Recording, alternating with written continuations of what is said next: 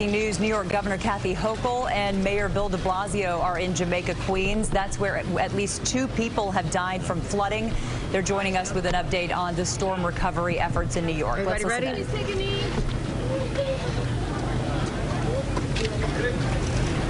Good morning. I want to thank the individuals who've joined us here this morning.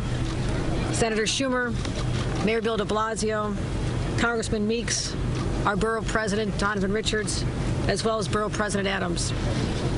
We're here today because of a devastating storm that shocked the people of this city. And even the morning after, we're still uncovering the true depth of the loss.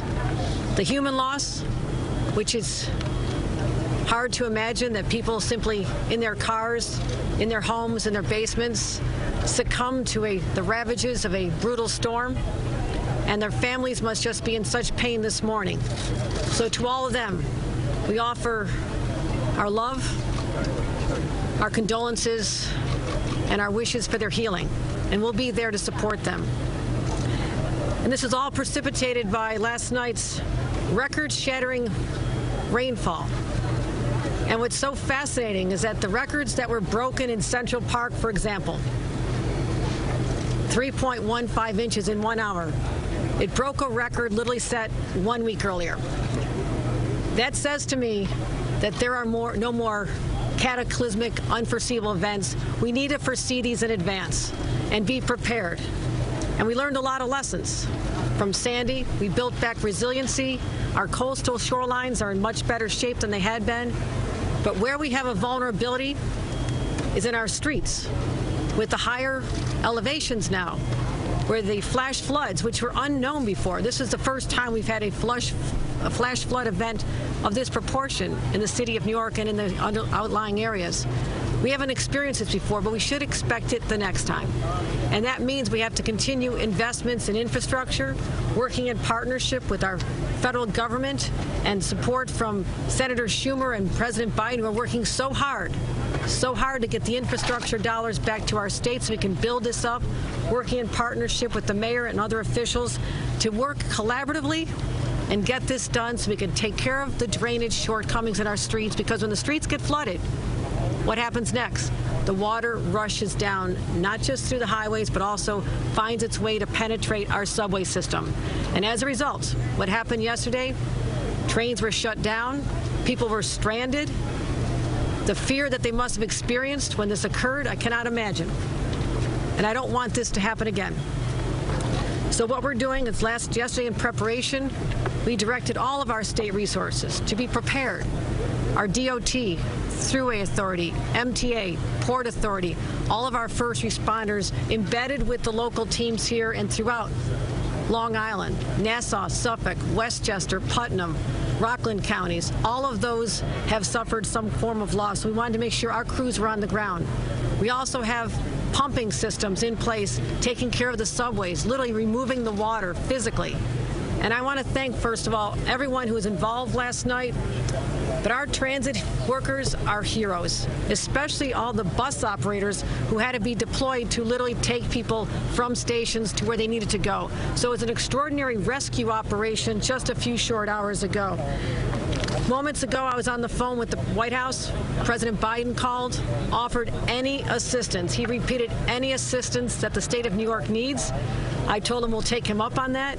And what happens next, we'll be doing on-the-ground assessments of the damage with the FEMA teams, our local partners, and making sure we get a true accounting of the loss. But he promised that he'll guarantee, he said, I guarantee you I will approve any declaration you need, emergency declaration, so we can get the money flowing to New York, to our municipalities, to our cities, to our citizens, the businesses affected, and certainly to the homeowners.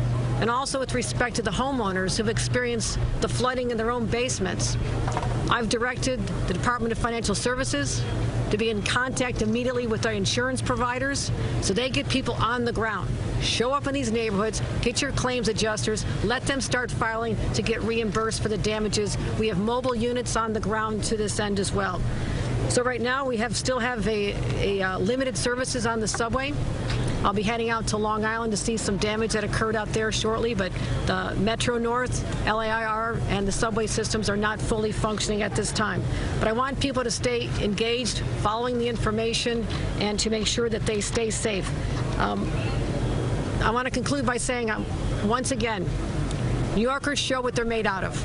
The collaboration that was going on, the constant communication between our teams is something that perhaps you don't see in the public, but it's real, it makes a difference, and it helps save lives.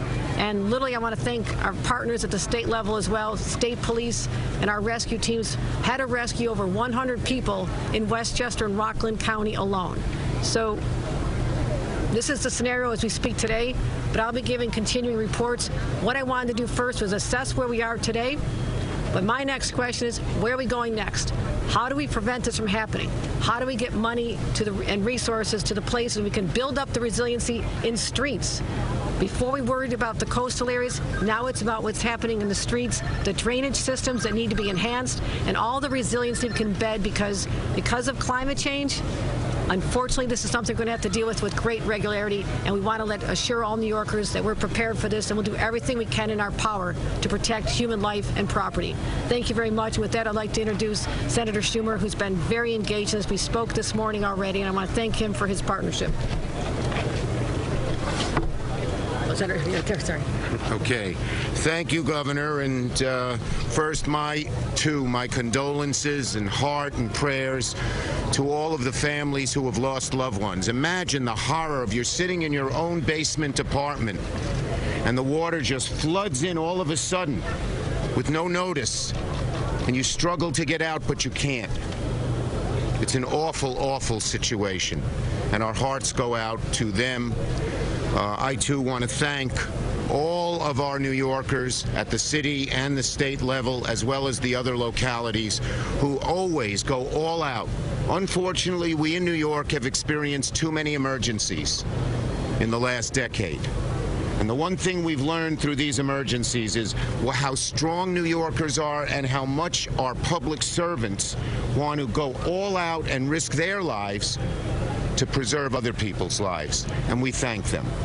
I'm going to make 2 points here.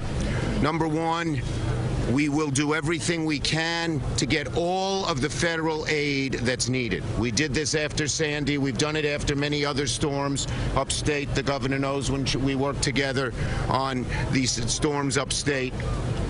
And I spoke this morning to FEMA Administrator Deanne Criswell. The good news here is, you know what her job was before she was FEMA Administrator. Amen. She was the city's OEM commissioner. So she knows New York well. We will fight and make New York declared a disaster area. Spoken to the White House as well. And that will mean money. Money for homeowners and individuals, money for small businesses that may have been lost, and money to our city, state, and other local governments for the amount of money that they've had to lay out to deal with this crisis. And I will make sure, as I have in the past, that no stone is left unturned, and all of the federal largesse. In the federal government, we know when a disaster hits one area, the whole country comes together and helps. And that's what we're going to ask here for New York, just as we are helping in California with the fires and out west with the fires, etc. And that relates to my second and final point. Global warming is upon us. When you get 2 record rainfalls in a week, it's not just coincidence. When you get all the changes that we have seen in weather, that's not a coincidence. Global warming is upon us, and it's going to get worse and worse and worse unless we do something about it. And that's why it's so imperative to pass the 2 bills, the infrastructure bill and the budget reconciliation bill. The second deals with climate change and will reduce the amount of carbon we've put in the atmosphere by 50% by 2030. The first bill deals with infrastructure, and built into that infrastructure is something I started fostering with Sandy, that we don't just build infrastructure, but we build resilient infrastructure. So when these floods or fires or anything else occurs, they are much more resistant. And you saw some results of that from the Sandy money, but we need much more of it. And these bills do that. Woe is us if we don't recognize these changes are due to climate change. Woe is us if we don't do something about it quickly, both in building resilient infrastructure and going to clean power, whether it's in homes, in electricity, in transportation, to stop the global warming or at least reduce its awful effects on this country. I want to thank the governor for being here right on the spot. I want to thank the mayor. He's always available. Our borough president, our great congressman who I work with on these federal issues, Greg Meeks, John Liu, Danique Miller, and everyone who is here. Thank you. And now it's my honor to call on Mayor de Blasio. Come on, Mayor. Thank you, Senator. Senator Schumer's right. We are in a whole new world now. Let's be blunt about it. We saw a horrifying storm last night, unlike anything we have seen before. And this is a reality we have to face. Unfortunately, the price paid by some New Yorkers was horrible and tragic. We have now lost 9 New Yorkers to this storm. 9 people who were alive at this exact moment yesterday. No idea that such a horrible fate could befall them. Families in mourning right now. We need to be there for them and for all the New Yorkers who right now are dealing with the results of this horrifying storm. I want to thank Senator Schumer. We spoke earlier today. I know he will get us the maximum federal aid. Our homeowners need it. Our business owners need it. People are going through hell right now. They need help. I thank President Biden and Senator Schumer for being willing immediately to help. Governor Hochul, we spoke repeatedly last night, this morning. Thank you for your leadership. Thank you for the way the state of New York responded. We are truly all in this together. And storms affect all of us. But what we've got to recognize is the suddenness, the brutality of storms now. It is different. A record set 2 weeks ago, another record set now, rainfall like we haven't seen ever before. This is the biggest wake-up call we could possibly get. We're going to have to do a lot of things differently and quickly. But what is a constant is our first responders. I want to thank the men and women of the FDNY and EMS, NYPD, Environmental Protection, all the agencies that were out in force last night, rescuing hundreds and hundreds of New Yorkers. So many lives were saved because of the fast, courageous response of our first responders. People helped from a subway train safely. People helped out of a car in the flooded area. This happened literally hundreds of times last night. And God bless our first responders who were there. We've got a lot of work to do right now to help New Yorkers recover. But we also have a lot of work to do to change the very approach. I agree with the governor. It's time for an entirely different approach because we're getting a signal here. And it's not going to be easy. We're going to need all that help possible from the federal government. But in our time, we have to make this change. We've gotten the message. We have to make a change to protect the lives of the people of this city. Thank you. And now I'd like to call on someone who's been tremendously helpful and always make sure that we get help in this city, Congressmember Gregory Meeks.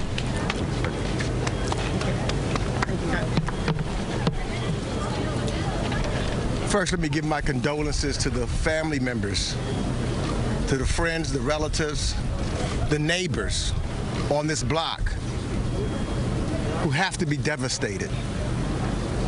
One day, it's a beautiful day, and we know that in Queens, neighborhoods are families, block associations working together, neighbors protecting neighbors' homes. This is absolutely devastating, and my heart reaches out to each and every one on this block and in this family. A mother, a son, gone from us because of climate change and these record storms. Storms that were once in 500 years, I'm told. Now that we've got to look at them to be storms that come in a regular manner, more intense as indicated. And so I want to thank, I spoke to Speaker Pelosi to make sure that we work very closely with Senator Schumer, so there's no separation between the House and the Senate, and I think all of the members of the United States Congress, and bringing the resources here to the city of New York. Let me thank the mayor and the governor for their working on this instantaneously. Now, we know happened to be here in southeastern Queens, in the 5th Congressional District, knowing that we need infrastructure. It is absolutely crucial and important that we pass reconciliation.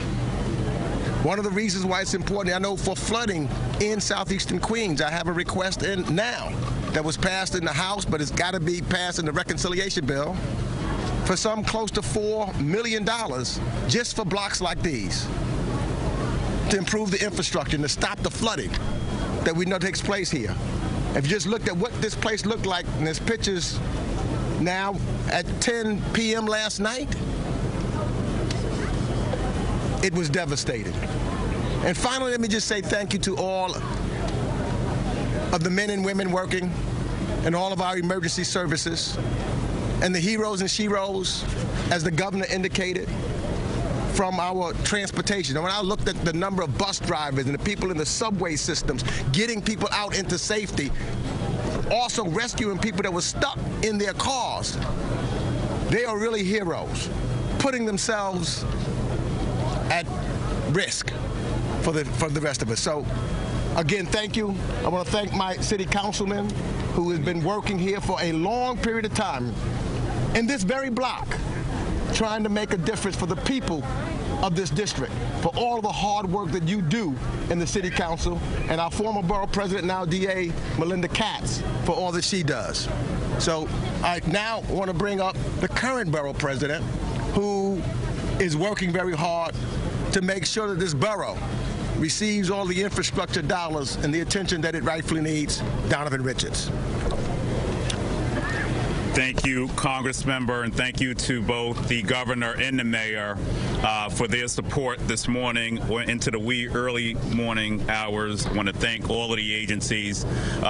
First off, let me start by saying that we mourn all 2.4 million Queens residents mourn the lives of those lost on the early morning hours due to this catastrophic storm. Let me also just say that we've surveyed a lot of different communities across the borough, and I'm happy to say that Rosedale and the Rockaways, because of the investment by the city, I want to thank the mayor for his $2 billion investment into Southern Queens. We definitely saw a different story this time around based on that investment, but we know that's still not enough, and that's why we're here today. We need Washington, D.C. to move with a level of urgency. We've been here before in Hurricane Sandy.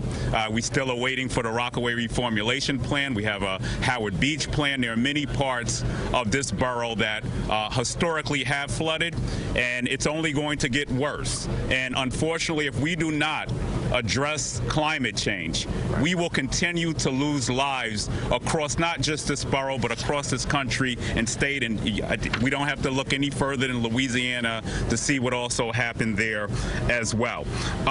A few things I want to mention to homeowners out there today. Please document all of your losses. I've spoken to some homeowners here. Put a claim in with the comptroller as well as with your insurance companies as well. I know that a lot of residents struggle with flood insurance, but these are some key things to do.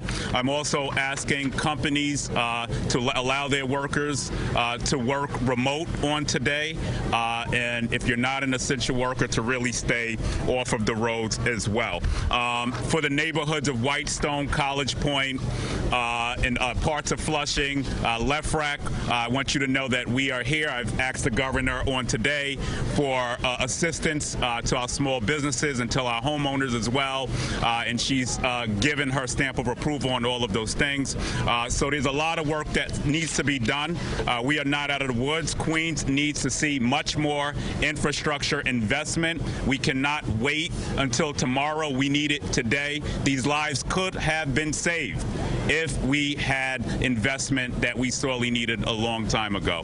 With that being said, it brings me great honor to bring up my colleague, someone who worked with me from my time being the Environmental Protection Chairman in the Council, him being Civil Service and Labor, someone who worked to secure $2 billion for South Queens, Danique Miller. Thank you. Danique Miller. Didn't know that.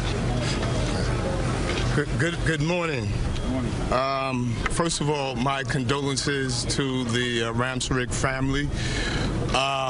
And I want to thank the governor, the mayor, Senator Schumer, Congressmember, Borough President, and this is collaboration of folks of government that have come together to address this issue. And they have done so very well, articulated the issues of climate change and infrastructure, or the lack thereof. But all politics are local. And I think the congressman has mentioned that I have spent the better part of 10 years on this street here. And I probably had about 6 to 12 inches of water in my basement this morning.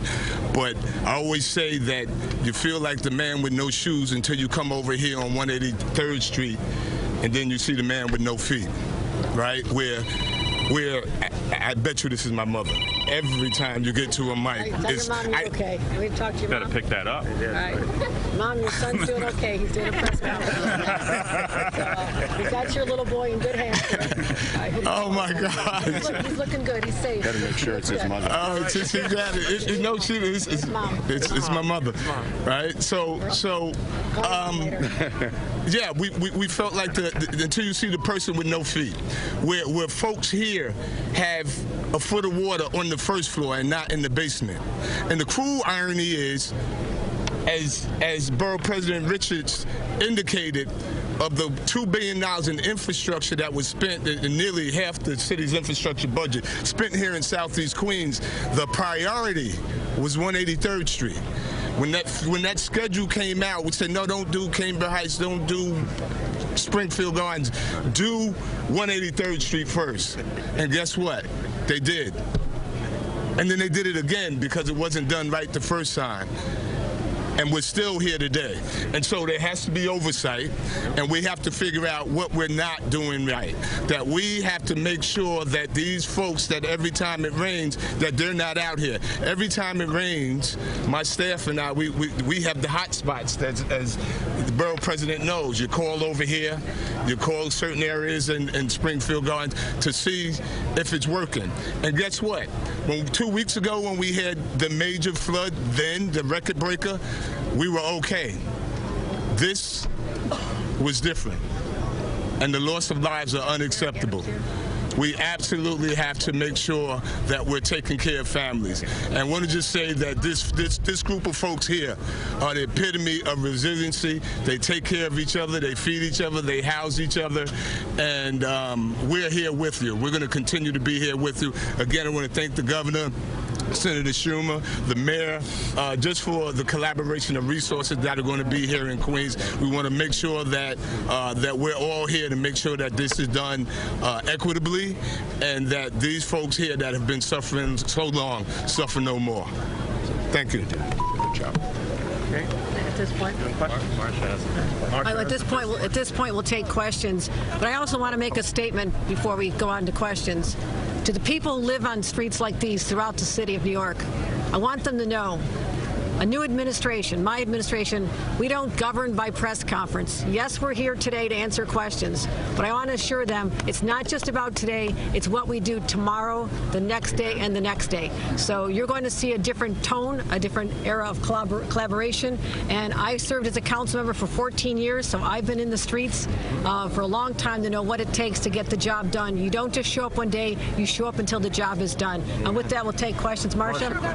I'm going to go. Okay, thank you, Senator. Thank you, Governor. Marcia. Hey, Jemani. What do you mean? I also want to acknowledge the presence of our public advocate, Jemani Williams, has joined us as well, and Senator John Lewis joined us.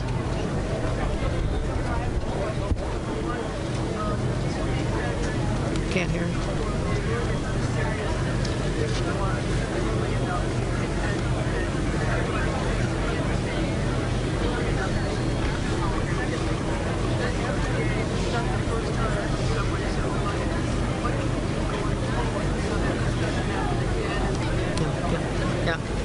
Excellent questions. Those are my questions this morning when I spoke to the leadership at the MTA. Here's what we need to do. We need to identify the areas where we have vulnerabilities on our streets, where the drainage systems are not functioning properly and they're close to the entrance of a subway. And we need to be able to fix those first so we don't get a situation where the drainage system, the sewer system can't handle the volume and then the water just creates a river down the steps and into the subway system. I think that's our first priority. I know that's my first priority. So I want to also have an after-action report on this. What did we know? When did we know what we had? What information do we have? Were there any intelligence failures in terms of our preparedness? I know I deployed resources yesterday morning, but we did not know that between 8:50 and 9:50 p.m. last night that the heavens would literally open up and bring Niagara Falls level water to the streets of New York. Could that have been anticipated? I want to find out. Is that something we should have known in advance? And the question is, should we have shut down subways earlier? You have to realize many people are already on the subways. We shut them down. They're trapped underground. That is not an option, but I want to assess why we don't stop people from new passengers from going down the stairs into them. It's all should be about evacuation, not bringing new people into the system at the time. And your first question was? Yeah, there were storm warnings, tornado warnings throughout the evening, but I'll see whether or not more could have been done. That's a good question. Governor, two questions. You, Governor Hochul, not to know more questions. Can you talk about any damage at MTA rail yard and other bus depots? And then a question for Mayor de Blasio. Yeah, we have damage. We have damage, and I'm going to be out visiting some of the sites right now, and we'll be embedded with FEMA personnel. This is what happens first.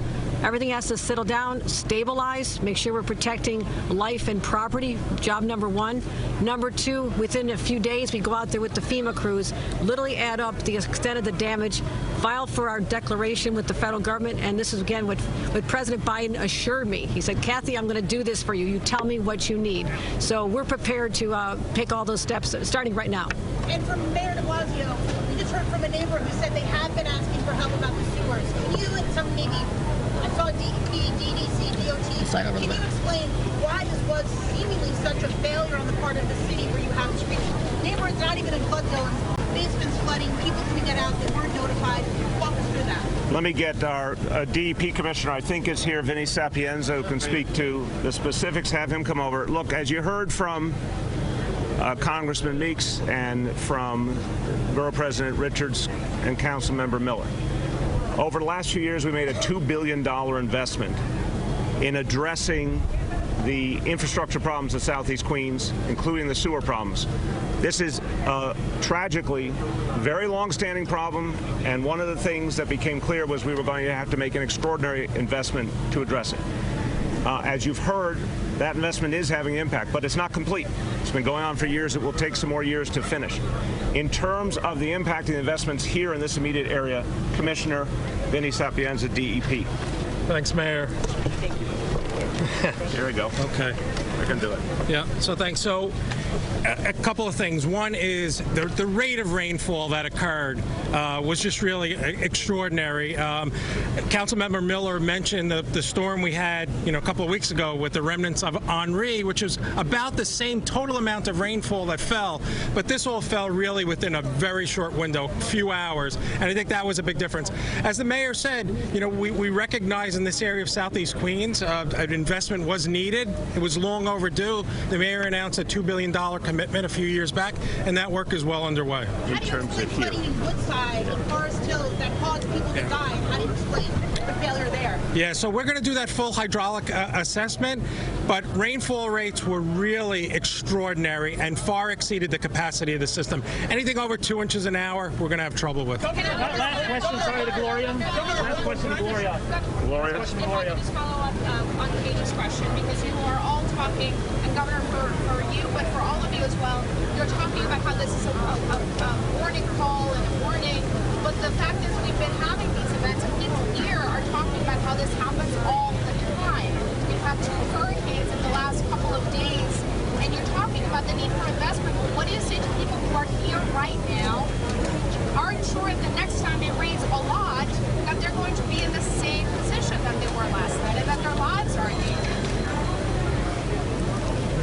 I have been to so many catastrophic flooding events from Lake Ontario to Long Island to now to the city. So no, this is not unusual anymore. Anyone who says it's once in a century, once in 500 years, I'm not buying it. This has to be considered the normal course of business. So we need to take steps to prepare. We should have evacuation plans that every single homeowner knows about. What you do when the waters start rising. Is our communication system adequate to let people know in homes and on subways that this is dangerous? Are alerts going out on people's cell phones? How do we communicate, and are we doing a good enough job? Because I'm not going to stand here and guarantee it won't happen again tomorrow. I don't know that. But I know we need to do much more in our resiliency, addressing climate change, and we have an aggressive program that I'm going to even take to the next level. But that's long term. That's not going to help the people on the street. I'm not going to pretend it will. What I'm talking about is letting them know we've got their backs. We'll help them heal. We'll get them the resources from the federal government once they get that declaration, and let them know we're not satisfied either. This is not okay with any of us. Yeah, and let me add, excuse me, Governors. Gloria, to your question, I think we now understand that every attempt at projection, bluntly, is failing us. Let's be clear. We're getting from the very best experts projections that then are made a mockery of in a matter of minutes. What I want to work with the governor on, and by her comments you can see she's already there, we need to start communicating to people that we should assume things are going to be much worse in literally every situation. Yesterday morning, the report was 3 to 6 inches over the course of the whole day, which was not a particularly problematic amount. That turned into the biggest single hour of rainfall in New York City history with almost no warning. So now we've got to change the ground rules. From now on, what I think we do is tell New Yorkers to expect the very, very worst. It may sound alarmist at times, but unfortunately it's being proven by nature. The infrastructure investments, look, $2 billion for Southeast Queens is a big deal. But what we're seeing is we're going to need more than we ever possibly imagined. Thank God, for the first time in our lifetimes almost, the federal government is finally truly committed to infrastructure spending. But I don't think it's too little too late. I think it would have helped us a hell of a lot more a few decades ago. But we're going to be playing a lot of catch-up. But we're talking not billions. Tens of billions, even hundreds of billions, to really be able to make people safe. Let me just say one thing on that. The $3.5 million that we're trying to get through in the reconciliation bill is to deal just with that. That's why that's such a big issue in Washington, D.C. Not just the 1.8 for infrastructure, but when we're talking about climate change, when you're talking about housing, when you're talking about making sure that we have the resilience for the future, not for today, just for today, but for the future, we must get this $3.5 trillion bill done. And that's what it's all about in Washington, D.C., and we're coming together to do that. Okay. Thank you. All right, thank you, everybody. We just heard the mayor saying there's a sign connection. Who are you asking? Can we get an update on the victims? Do you have the specifics? Just first, our hearts go out to all the victims. It's an unimaginable loss for New York City and for Queens. Right now, and we pray that the number does not go up further, we have 9 confirmed victims. 8 of the 9 victims are in the borough of Queens. 8 of the 9 victims also took place in residential homes in basements. The latest victim that we have is a individual that passed away after a vehicle accident on the Grand Central Parkway, and that individual was discovered in the backseat of the car within the last hour. So again, we pray that the number does not go up from there, and certainly in the NYPD and all city workers, our hearts go out to all the victims for this terrible tragedy. Thank